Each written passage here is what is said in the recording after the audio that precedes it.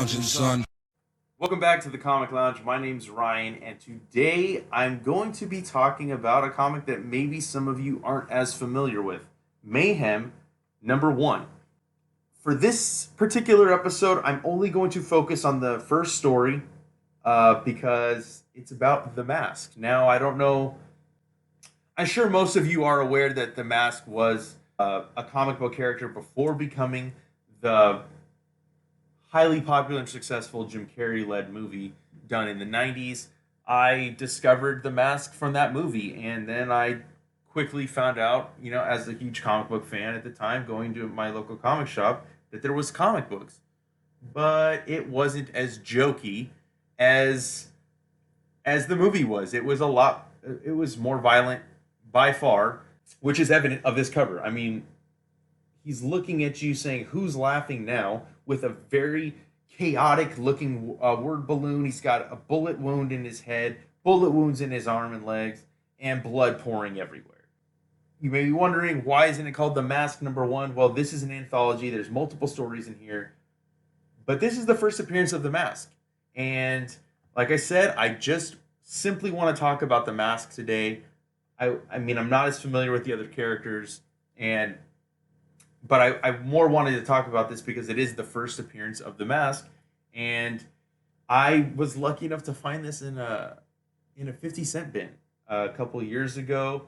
And while it's not exactly one of the more valuable comic books, for me it has sentimental value because I'm a huge fan of the character. I've gone back and read most of the Mask comic books that Dark Horse produced, and so finding this, I instantly knew what it was. I just couldn't believe my eyes. Pretty much in impeccable condition, maybe a couple creases on the spine, but other than that, this is a book I won't part with because, like I said, one of my favorite characters in comic books and sentimental value. So this is the story of The Mask, story by John Arcudi, art by Doug Mahnke, letters by David Jackson, and we get a brief little thing about what the mask is. The mask, it says, an object that brings its bear vast powers far beyond those of mortal man, the ultimate weapon against crime, corruption, and evil, an immortal spirit, an unstoppable engine, a relentless avenger. The mask's vessel could well become the hammer to forge a brighter tomorrow. Or not. Right off the bat, we meet this guy, looks kind of nerdy, kind of down on his luck, and he's at an antique store and he buys this mask, right?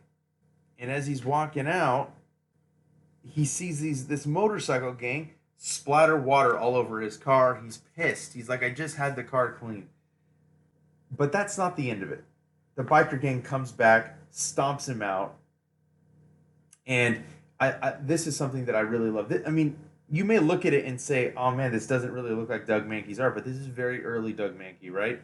And I like that he's showing, this is kind of reminiscent of like the behavior we saw in the Mask movie where he's thinking of what he would do to these guys, right? He's turning this dude's giant nose with a wrench, bashing with a bat, flamethrower on this guy, blasting this dude away. So while he does seem mild mannered, he's actually got a pretty demented mind.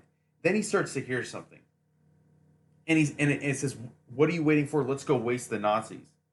So then he's like, "Oh shit, maybe I'm in my head. What's going on?" And thinks nothing of it.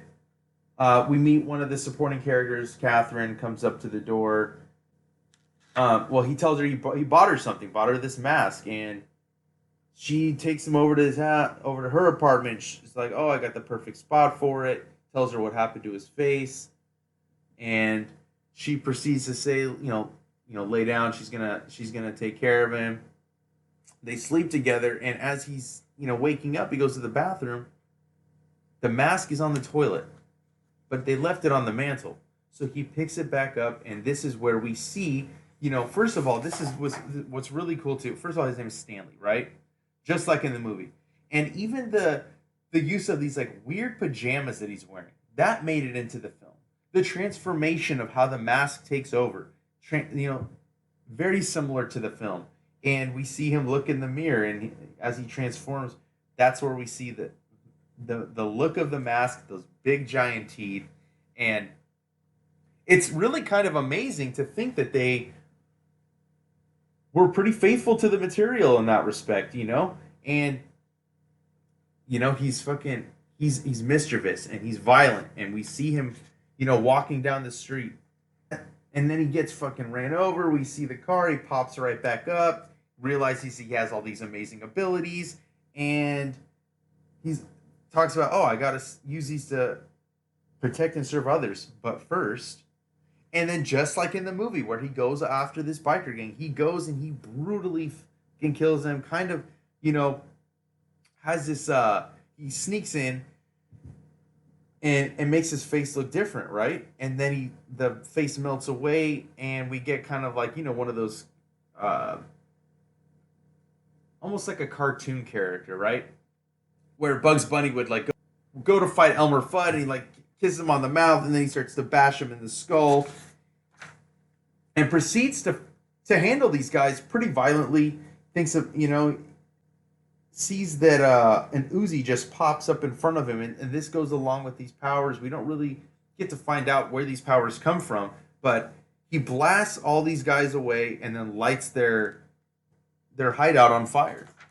Comes back to the apartment where Catherine is. She walks in on him in the bathroom, thinks she sees something, scared, and then he comes out and he's like, is there something wrong? And then, as we end this 12-page story, it has on the news how a masked madman destroyed this clubhouse for this motorcycle gang, and then she's confronting him, asking him, she's like, oh, I thought I saw a monster. He's like, well, if I saw a monster, don't you think I'd have noticed? And you see that the mask is just chilling there, right there. And it's kind of funny. I mean, it's just, this is the intro to The Mask. And while it's a very brief sample, I don't know how I would have reacted if I read this without having any prior knowledge. I mean, going back now as a fan of the character, because this is the first time I had read it, was after, having been a fan since I was like 6 or 7. But it's a very cool look back at this character, especially to see that in this 12-page story, how much of that made it into the film, and how accurate their design was in the film, and even going to the way Jim Carrey's face looked in the film, everything. So, like I said, there is more stuff in the back of this issue. This episode was solely done to focus on the 12-page Mask story. I don't know how many of you guys are fans of The Mask. If you are, definitely seek out this book. Honestly, I don't know if it's been reprinted. I know they do have the Mask Omnibus, a couple of them that Dark Horse keeps in print. Of the color stories, not sure if they've reprinted the ones from Mayhem. I know that there's 3 more issues in the Mayhem series, which have the other parts. I have not been able to find those yet. But I hope you guys like this. If you haven't read a Mask comic book, but you know of the character, definitely seek those out.